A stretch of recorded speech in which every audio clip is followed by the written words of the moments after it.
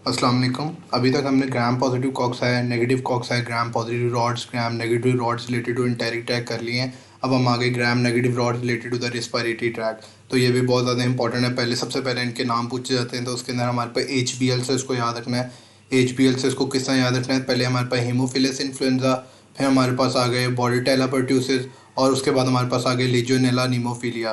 तो हमारे पास HBL से आपने इसको याद रखना है, gram negative rods related to the respiratory tract. अब ये हमारे पास जो हीमोफिलस इन्फ्लुएंजा है, ये चॉकलेट एगर पे होता है, और चॉकलेट एगर पे और कौन से होते हैं? Nigeria meningitis.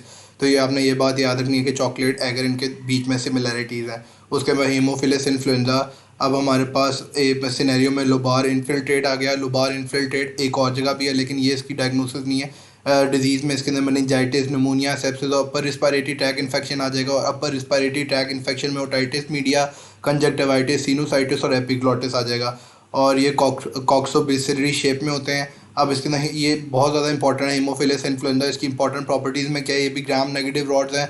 उसके बाद पॉलीसैकेराइड कैप्सूल होगा इसके अंदर, और growth on the laboratory media required addition of the heme factor 10 और net factor 5 for the adequate energy production. ये बात खोल के पी जानी है कि growth on the laboratory media required addition of the factor 10 and factor 5। Factor 10 का नाम हीम है, नेट जो है वो फैक्टर 5 है for the adequate energy production. इस पे भी सिनेरियो बन जाता है हीमोफिलस इन्फ्लुएंजा का। उसके बाद हमारे पास ट्रांसमिशन रिस्पायरेटरी ड्रॉपलेट के थ्रू हो रही है। पैथोजेनेसिस में विरुलेंस फैक्टर कौन कौन से हैं? Antiphagocytic capsule, endotoxin and IgA protease. ठीक है, पैथोजेनेसिस ये पास पेपर में भी आई हुई है। तो इसके अंदर हमारे पास क्या होगा? इसके अंदर हमारे पास हीमोफिलस इन्फ्लुएंजा है, जो IgA प्रोटीएज है। IgA प्रोटीएज क्या कर रहा है? हमारे पास अटैचमेंट करवा रहा है रिस्पायरेटरी म्यूकोजा और अपर रिस्पायरेटरी ट्रैक से। ये हम पीछे से पढ़ते आ रहे हैं। उसके बाद after becoming establish to the upper respiratory tract, Haemophilus influenzae can enter blood stream, bacteraemia करवाएगा और स्प्रेड टू द मेनिंजेस। ये हमारे पास मेनिंजेस से स्प्रेड करेगा तो मेनिंजाइटिस करवा देगा। ये आपने बात याद रखनी है। पैथोजेनेसिस सबसे पहले क्या? IgA प्रोटीएज की बात याद रखनी है। उसके बाद हमारे पास पॉलीसैकेराइड कैप्सूल था, एंटीफेगोसिटिक कैप्सूल और एंडोटॉक्सिन है। हीमोफिलेंजा ए क्या हमारे पास IgA करवा रहा है रिस्पायरेटरी म्यूकोजा से, अपर जो है हमारे पास अटैचमेंट करवा रहा है। उसके बाद हमारे पास ब्लड स्ट्रीम में गया, बैक्टीरियमिया हो गया, मेनिंजेस हो गया। तो ये हमारे पास ये आपने चीज़ें याद रखनी है। उसके बाद हमारे पास आ गई चेरी रेड एपिग्लॉटिस। उसके बाद ग्रीनिश स्पूटम। तो lobar infiltrate with greenish sputum आ गया, तो हमने हीमोफिलस इन्फ्लुएंजा देखना है।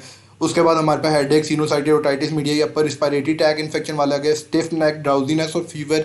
स्टिफ नेक भी आपने याद रखना है किस किस चीज़ों में है। तो पीछे भी एक जगह स्टिफ नेक आएगी थी, यहाँ भी आ गई। उसके बाद redness with the bulging of tympanic membrane, ये याद रखना है।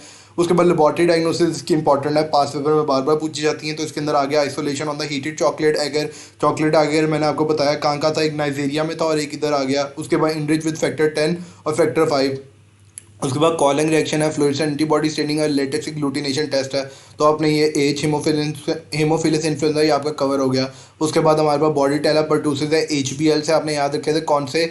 Gram negative rods related to the respiratory tract. तो हमारे पास बॉडी टेला परटूसिस आ गई, ये वूपिंग कफ करवा रहा है। परटूसिस कॉक्सोबेसिलरी शेप है और इनकैप्सुलेटेड है, एयरबोर्न ड्रॉपलेट्स हैं। इसकी पैथोजेनेसिस में हमारे पास क्या attachment to the cilia, upper respiratory tract decrease करेगा सीलिया एक्टिविटी को और डेथ करवा देगा सीलिएटेड एपिथेलियल सेल से। तो आपने सीलिया एक्टिविटी जो जिसके अंदर डेथ हो रही है सीलिएटेड एपिथेलियल सेल की, वो बॉडी टेला परटूसिस है। ये आपने बस इतनी चीज़ याद रखनी है। उसके बाद इसके विरुलेंस फैक्टर आगे। विरुलेंस फैक्टर ये आपने तीनों याद रखने हैं कि ये आपने फिलामेंटस से ग्लूटिनिन होता है जो प्रोवाइड करता है अटैचमेंट। उसके बाद परटूसिस टॉक्सिन है, क्योंकि बॉडी टेला परटूसिस है तो स्टिमुलेट कर रहा है एडिनाइलेट साइक्लेज को। और ट्रैकियल साइटोटॉक्सिन है जो डैमेज करवा रहे हैं ciliated cells of the respiratory tract. उसके बाद हमारे पास इसकी क्लिनिकल फाइंडिंग्स आ गई, ये आपने एक दफ़ा पढ़ लेनी है। माइल्ड अपर रिस्पायरेटरी ट्रैक करवा रहा है, CNS अनॉक्सिया करवा रहा है, लीकोसाइटोसिस करवा रहा है, स्वेट पैराऑक्सिमल कफ करवा रहा है। उसके बाद हमारे पास आगे लेबोरेटरी डायग्नोसिस। तो आइसोलेशन फ्रॉम द नेजोफ्रेंजियल स्वैब्स किस में लेते हैं? बॉडी टेला परट्यूसिस में। तो ये बात आपने याद रखनी है। उसके बाद इसका मीडियम बॉर्डेड गेंगोए मीडियम है। उसके बाद फ्लोरेसेंट एंटीबॉडी स्टेनिंग और PCR। उसके बाद HBL था ना, तो हमने याद रखा हुआ था एल से लीजियोनेला नीमोफिलिया। तो ये निमोनिया करवा रहा है, निमोनिया विद डायरिया करवा रहा है, लीजियोनेरी डिजीज़ में होगा। ये उसकी सिनेरियो में पूछा होगा। मोस्ट कॉमन स्मोकर्स में होता है और ये ऑक्सीडेज पॉजिटिव है। तो ऑक्सीडेज पॉजिटिव अभी तक कौन कौन से हो गए? सीयूडोमोनास, विब्रियो कॉलरा, नाइजीरिया और ये हमारे पास लीजियोनेला नीमोफिलिया।